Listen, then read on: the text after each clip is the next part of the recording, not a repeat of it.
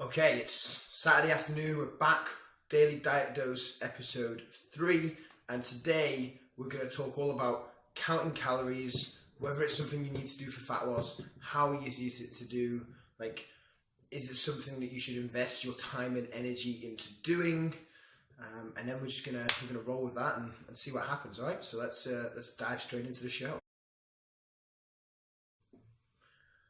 Okay, so counting calories is basically a way of measuring the amount of food that you're taking into your body. And then when you know what that number is, you can assess whether you're eating too much or eating too little, depending on your goals, because you'll know if the scale is going up or down, you'll know if you're losing measurements like inches from around your body, and you'll know how you look in the mirror. So you'll be able to dictate whether you're eating too much food or too little food, right? But more importantly, and this is why I'm a big advocate of getting everyone to count calories for at least a short period of time, like in their life. Not all the time, but just a short period for a few reasons. It teaches you so much more about food than any diet book will. Like, you'll pick up like a bag of oats. I'm just trying to see if we've got anything nearby. Alright, yeah, here we go. So you'll pick up like a bag of oats.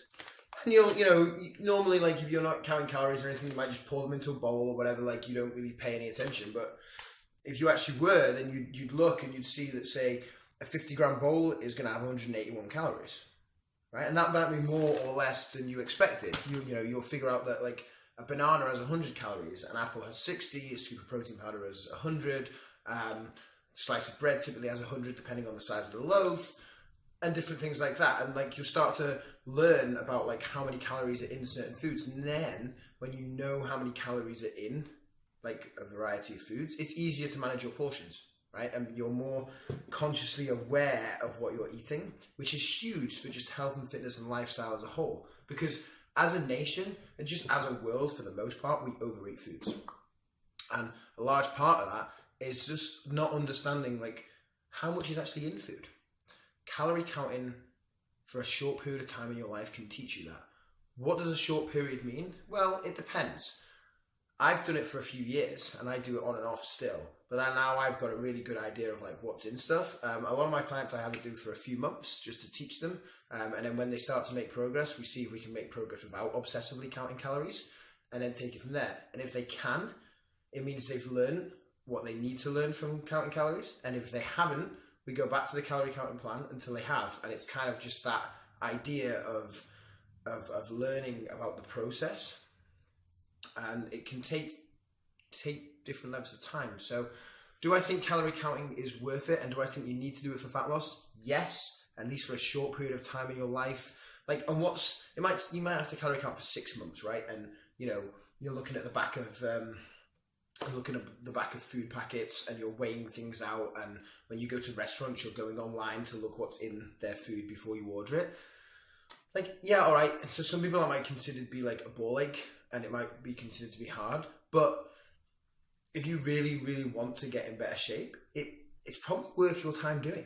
Like, and what's 6 months of your life? Like, you might do it for 6 months and it might teach you everything you need to know, right? But 6 months in the grand scheme of what, 80 plus years maybe? It's not a long time. And I feel like it's worth investing the energy into if it's going to help you stay in shape for the rest of your life. Do you agree? So counting calories isn't necessary for fat loss. You can do it without, you can lose fat and get in better shape without counting calories. But do I still think it's worth investing your time in? Absolutely. What's the best way of going about it? Well, you can use different tracking apps and stuff on your phone. There's things like MyFitnessPal. I think like iPhone have got their own one. There's like lots of independent applications that you can use and download on your phone, and you just input your numbers into them on a daily basis, and it'll spit out the information. They're not always 100% wildly accurate, right? They're not, but it's way more accurate than guesstimating if you've never done it before, and trying to calculate how much your body's expending, because that's just not going to be accurate at all. So counting calories is a good idea. Like, it just makes sense. What I'm going to do in the link for this video is I'm going to link an article in the description of this video on how to calculate your calories for fat loss. Like, I've got a really simple infographic you can use on my website and it'll show you exactly like a really simple formula of working out how many calories you should start with eating on a daily basis, and then how to adjust and tweak as necessary.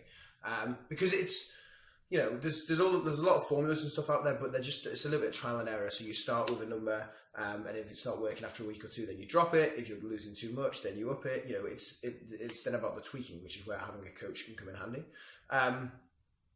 But like counting calories is just, it's a skill, and it takes a little bit of time. And when you get good at it, like you'll be able to just eyeball portions and go, yeah, there's roughly that in that, there's roughly that in that, like, you know, and you just get a better idea of what you're eating. And like I said, it'll just teach you so much more about food than any diet book will. So I'll link that article below about how to calculate calories for fat loss. Give it a read. If you've got any questions, comment, give this video a like, because, you know, ego boost and everything. But in all seriousness, counting calories, it can be a pain in the ass. It can. Do it at least for a short while, because it will teach you so much about food. All right? We'll be back tomorrow. Another episode talking about something else. If you've liked this one, let me know. If you want me to talk about anything in particular, let me know. And have a great weekend.